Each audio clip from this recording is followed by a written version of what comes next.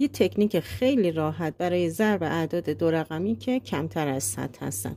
ابتدا میایم میبینیم عددمون تا 100 چقدر فاصله شه. میبینیم از 95 تا 100 5 تا فاصله شه. پس 95 رو منهای 5 میکنیم. جواب میشه 90.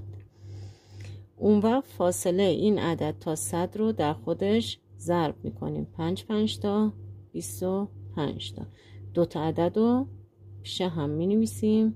میشه جواب این ضربمون.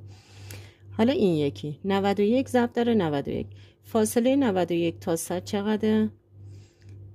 ازش کم میکنیم. پس 91 رو منهای 9 میکنیم. جواب میشه 82. اون وقت فاصله عدد تا 100 رو تو خودش ضرب میکنیم. یعنی 9 ضرب در 9 9 تا 81.